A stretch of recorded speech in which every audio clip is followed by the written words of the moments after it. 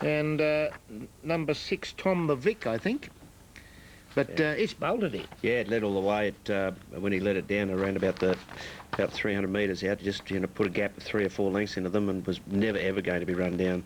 Yeah. Look, you see, it's rock hard fit, that horse. It's the watermark there on its hindquarters. Very, very fit horse. But we'll get those minor placings for you. Gee, the shadow rolls are popular in England. Well, I think they're the norm everywhere. There's a lot of horses wear them. Probably the ones without them are the minority. Yeah. Anyway, it might be reasonably smart, that winner Palawan, as it comes back after having won the 4th event. We'll get the minor placings for you as a matter of interest soon. Michael, we were talking earlier, about, well, obviously our sprinters can stand up in England. What do you think about our stayers? Going over there? We'll just get the placings there. They were 1, 10 and 6. Alexander Star 2nd, and number 6, Tom the Vic, was 3rd. Well, our absolute best stayers at their best would be competitive, but there's plenty of argument goes on about that sort of thing in forums and things like that. I mean, Might and Power at his best, bold, front-running, high-cruising speed stayer. Then you've got horses like, I honestly think Northerly, I think he's a horse that I reckon would be really effective over 2 miles myself. I really From Newmarket, and this is a maiden for 2-year-old fillies, and the favourite, number 8, number Noyak. 8, Noyak. Now here's our man again. Richard Hughes rides this. Yeah, it's drawn barrier 9. Yes, it's going quite well. He's having a pretty successful day with a double so far. And what have you come up with in the ratings for this? Number 11's the top rater here, Varney, from number 8, which was Noyak. Then number 5, which was Dupre, and then down to it was around about just over each way odds. Number 10, Snow Goose, and number 4, which was where is it? Quoteria. Is that it? Yes, I'm not sure how we pronounce that one. Now, interesting there, because Coqueteria is ridden by Darrell Holland. He was the bloke that was outridden by Richard Hughes in an earlier race. Yeah, and Richard Hughes rides number 8, Noyak.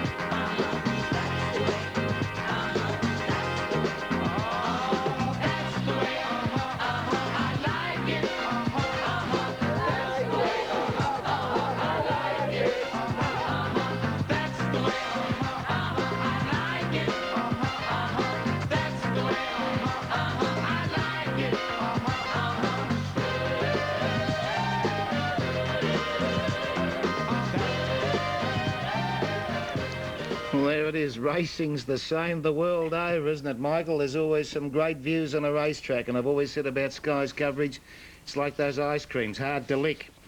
At Newmarket, though, the runners are getting ready for race 5. Another, well, they're all straight races at Newmarket. This one's over the 6 furlongs or 1,200 metres. Now, look, what about we put you on the spot, Michael? What do you think will win yourself? Thank you very much. Well, just let's have a bit of sport. Try you right out. I'll go with one that's outside the figures there, Notable Lady. Notable Lady. Now, why would you go? That's a Kieran Fallon mount? It's a Kieran Fallon mount, but it's one of the favourites. I'm cheating. It's the second pick. It's really hard to work the form out here. It hasn't really got any form at all, but it's very well bred, this horse, so I'm sticking with it. They say there's a strong tip in the race from a very keen judge. Number 5, Dupre, a Michael Kinane mount. And Michael Kinane, of course, well known in Australia for one very good ride and one, well, not so good ride. I think you're being a bit kind there. Yes. But anyway, he, of course, was a Melbourne Cup winning jockey and maybe should have won too. But anyway, that's neither here nor there, I suppose, now. Anyway, if you're sticking with us for our coverage of this racing from England, Michael Fraser, one of the keenest judges in the land. I suppose now we put him on the international stage, he might become one of the best judges in the world, Michael. I wouldn't get too carried away, mate. After tonight. Hey, it's a bit of a culture shock, isn't it, or a bit of a contradiction in terms. You and I cut our teeth at little humble Albion Park, and here we are sitting watching the races from one of the historic tracks in the world. Yeah, I tell you what I do find hard to come to terms with is like the form we've got available to us in Australia, and you can digest it and do it, but you know, having to deal with this sort of form, the abbreviations, well, that's not necessarily a problem because it's all new to us. But the form they provide, the form content is, it's pretty wishy-washy. Not as good as ours. I noticed there was one went into line there with the barrier blanket on. Yeah, there's a few horses race over. Well, there's quite a few race over there with the barrier blanket, and it's always noted in their form. But they have a lot of gear changes. Blinkers on, blinkers off, tongue ties, and they have, as horses wear high heels, which are the shoes with the bars on the back. There is That was a bit disturbing when you pointed that out in the form about a horse wearing high heels. Yeah. And I was relieved to find out it was a filly. I hate a colt to be wearing high heels. And that's the look at the field as they start to fill these barrier stalls there. Noyak's still the favourite. It was the second pick of the ratings.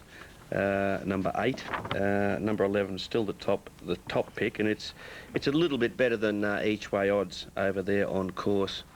This is the 5th race. It's a 6 furlongs or 1,200 metres for 2-year-old fillies, and it's D class. And just pointing out again that what we would consider to be the outside rail, that's where barrier 1 starts from, and they're working from right to left, the barriers, as there's only still a couple to go into line. I think actually at Flemington they tried that for a while, didn't they? Having barrier 1 on the outside rail. Now they reverted to the old way. Yeah, exactly. And I think sanity prevailed there. We're used to it that way, and it reads much better. We've actually got a change of race caller bowler coming on now. The first 4 races at Newmarket were called by Simon Holt, and for the final 3 races, your caller at Newmarket for this race coming up, it's a maiden for 2-year-old fillies. It's Ian Bartlett. It's a really nice one, very nice. March the 18th fall. She, has certainly the scope to be a nice one. I'm not sure who's winning the battle with this Broughton Bounty. They've put the blindfold on. That caused a knock-on effect that made her walk straight into the rails. But no, she's coming forward and she's in. So I think there's just 1 or 2 out of line. And it's high time to join Ian Bartlett. The blindfold goes on now. Coquetria. It's due on the outside into 12. Still proving difficult to get in. And after her, Saphira. Philip Robinson to 10. Well, Coquetria's almost in the starting gates now. Looks like she's the whole way there. So the last one is Safira to come forward to store number 10. The others waiting patiently. Safira's led forward and she goes in straight away. So they're ready. And they're off. Few of them, Coquetry absolutely walks out of the traps there, a long way behind Safira, who's the back marker of the main group. But Noyak is out and away in front from Dupre, and then Ormond, Willow and Varney. Safira makes up the ground she lost from Moira. Broughton Bounty is next in the field from Notable Lady and Snow Goose on the outside. Slow starter Coquetry with a noseband has passed a few now. On the inside, Paradise Isle is well back in the field, and now Wavertree Girl finds herself at the back.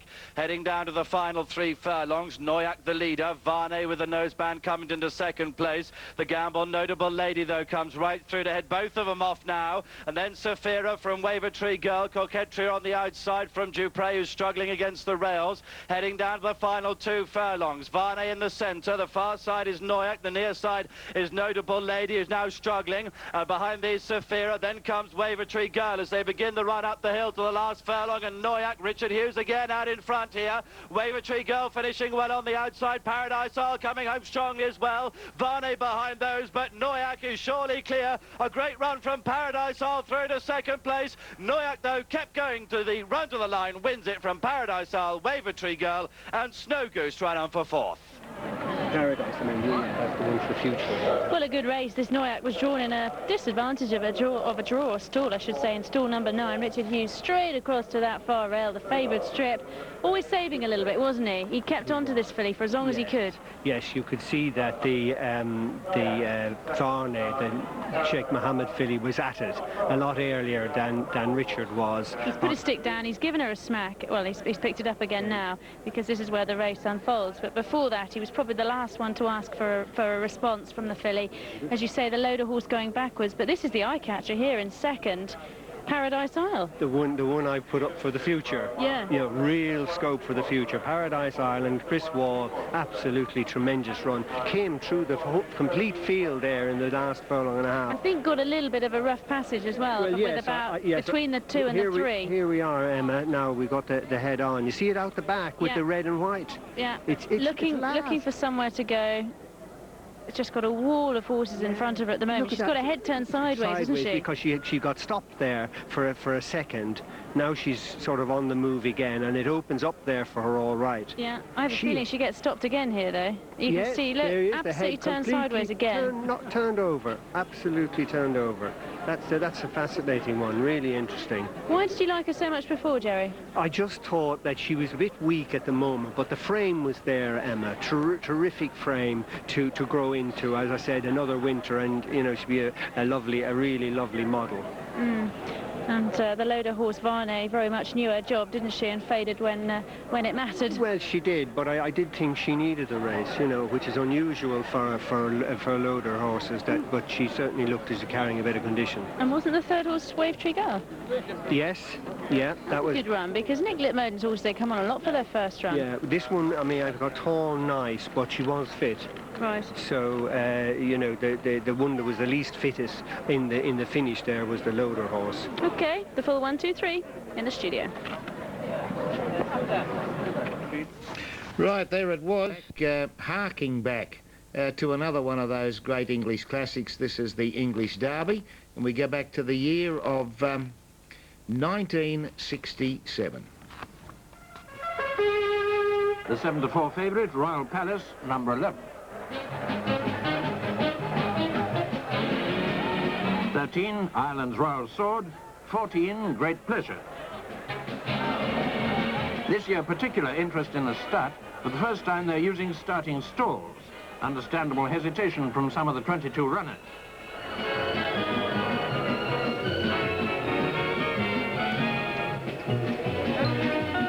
A mile and a half to go, and a prize of nearly £62,000.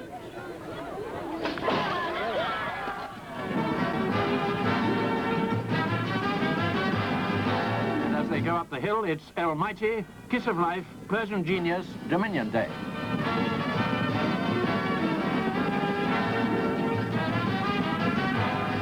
Down the hill, round Tattenham Corner, it's still Almighty with Dominion Day, Belted, and Kiss of Life well up.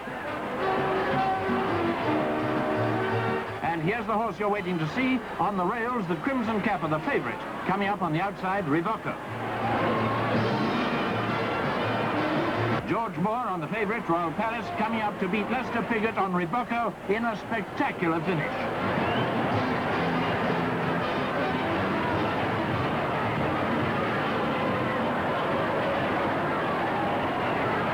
Congratulations, Royal Palace.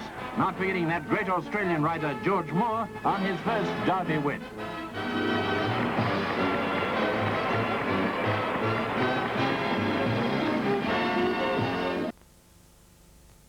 Bit of an aversion to taking the odds on. I've laid it on a couple of times and got hurt. You got to put too much on to win too little. Let's go to Folkestone now. This is race 5, and the caller is Ben Newton. So the last one about to be put into the stalls, Eads and Tony Clark, they're all in, stand by.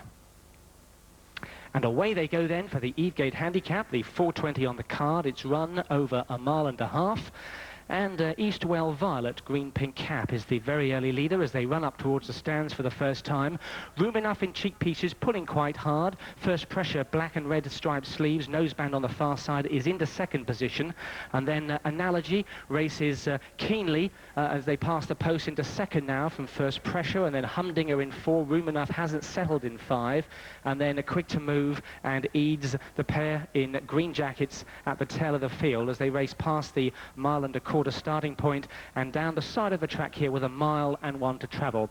And it's Eastwell Violet and Paul Doe, who stretches about 2.5 lengths in front at this point from Analogy and Seb Sanders, dark blue and white into second position.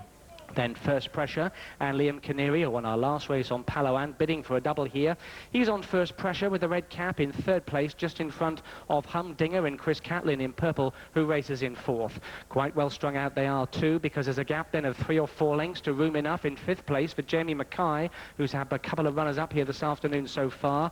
And then in sixth place is Eads for Tony Clark, and Quick to Move in the green headgear for Lisa Jones must be about 10 to 12 lengths off the pace as they race down the back straight with just under 6 furlongs to go now.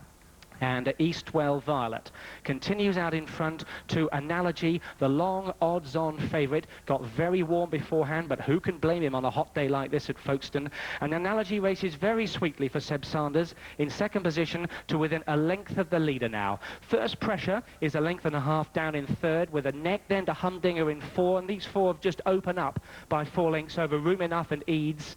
And then Quick to Move, who's now trailing by some way as they leave the back straight behind them with about 3 furlongs to go. And Eastwell Violet is pressed for the lead by Analogy. And coming there up on the outside, just trying to steal a march here, is Humdinger and Chris Catlin. And Humdinger has just got to the front from Analogy, just caught a little bit flat-footed on the turn there for Seb Sanders. And an enterprisingly ridden race here by Chris Catlin on Humdinger. Turns the corner into the straight. Analogy is going to have to go to catch the leader. These two clear from First Pressure in third place as they race with 1.5 furlongs to go here. And Humdinger, Chris Catlin, Analogy and Seb Sanders trying to close over on the far side, but Humdinger, the filly, won't be denied. And Humdinger is holding Analogy as they run up to the line. Humdinger and Chris Catlin, an enterprisingly ridden race, beats Analogy. Room Enough gets up to be third from First Pressure in fourth. That race run over 1.5 miles, or 2,400 metres in our terms. And I suppose it wasn't a bad ride by the winning rider, Chris Catlin. He took off and might have caught them. He pinched the brake. It was quite funny when they all got under pressure there. I don't know whether it was the undulation of the track, but several of those horses seemed to be a bit lost. They were floating. I mean, in that small field, the horse that was running fourth, when the leaders put the pressure on, he was just spinning his wheels. But Mini Derby, I suppose. They were 3-year-olds and 1.5 miles. Yeah, the jockey on the odds-on favourite there. S. Sanders looked a little bit lost when trying to get it going. It wanted to lay in behind the winner's heels there. Eventually got a rails run, but that was a little consequence because it just couldn't go on with it. Yeah, the rider was a gentleman by the name of Seb Sanders on Analogy. But It's the winner, Humdinger, which lived up to its name. Yeah, good win. Ridden by Chris Caitlin, being led back, and what appears to be a nice summer's day at Folkestone. I just heard that the people on air there, they were saying it was a hot day there. You know, but by English standards, that's You and I that's- would have a jumper on. that's debatable. But yeah, it's they did say Here's it was, the head-on shot inside the final 2 furlongs, and the winner is well clear, Humdinger. it just starts to get a little bit awkward behind the winner there. The second horse comes back inside it.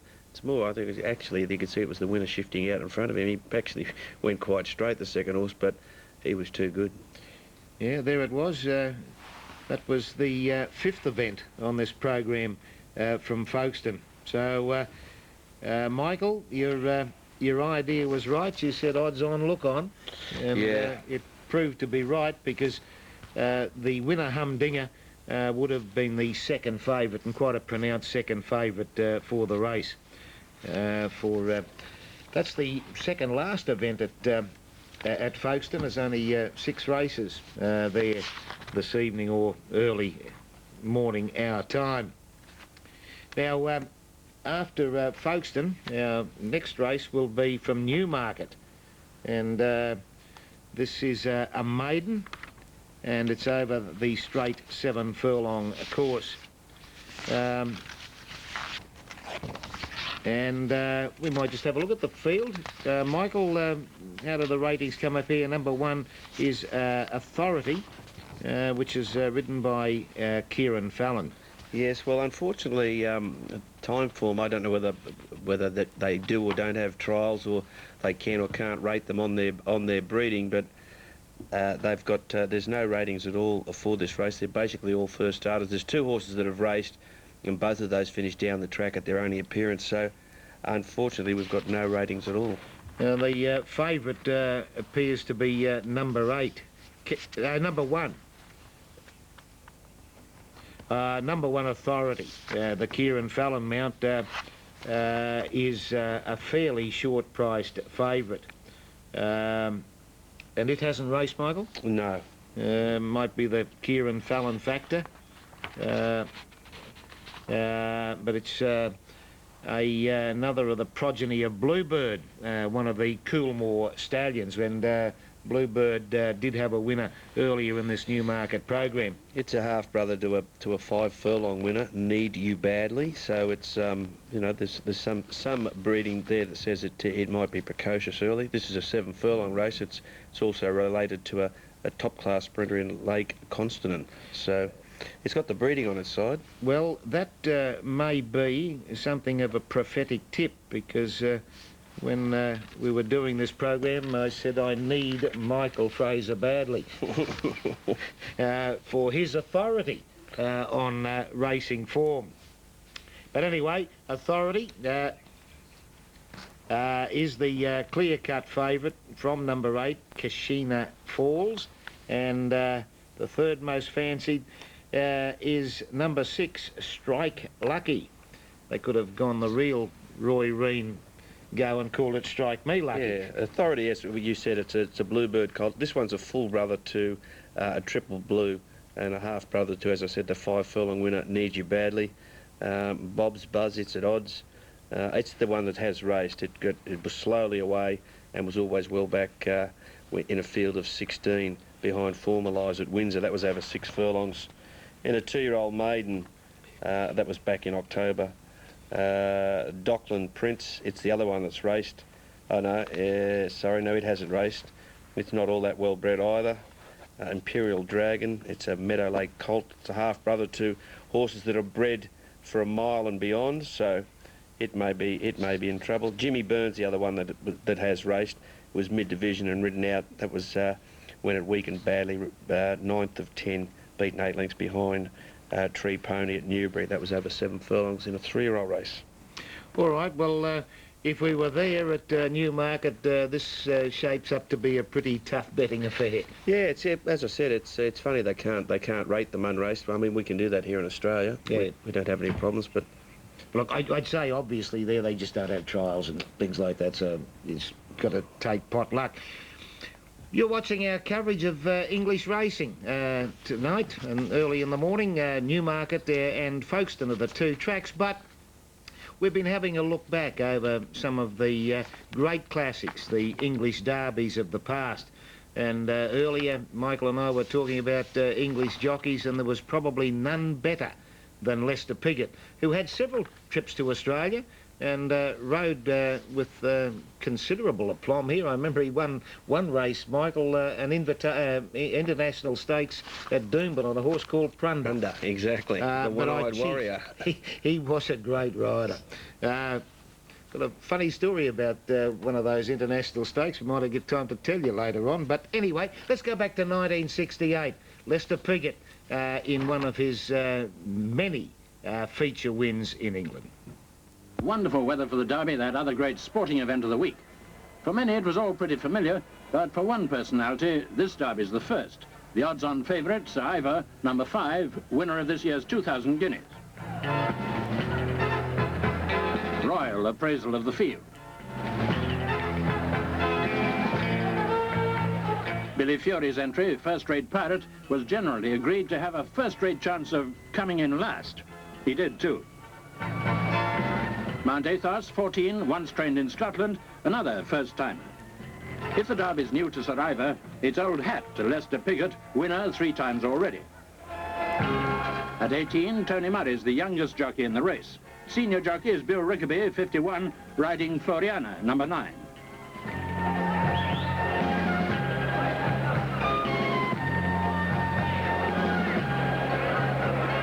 Well, our hopes may burst like bubbles, but there's a certain £58,500 for the winner. Only the second Derby to use starting stalls, all the runners, including the rather claustrophobic favourite, were soon safely inside. And just as soon, out again and racing.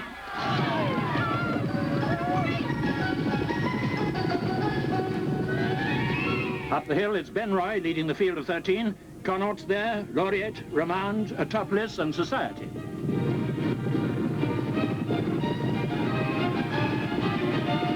Duncan Keith on Ben Roy is still in the lead until Connaught takes over as they come into Tattenham Corner. Laureate, Torpid, Society and Romand close up.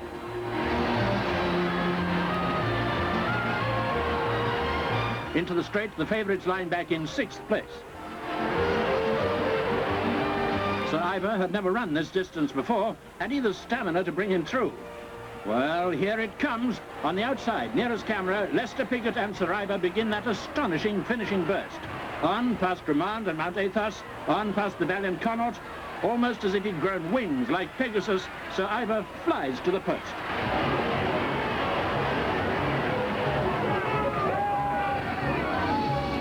What a beautiful harmony of strength and timing. The two extraordinary talents of champion Lester Piggott and Sir Ivor blended in those last triumphant moments into one of the most superb Derby partnerships ever seen.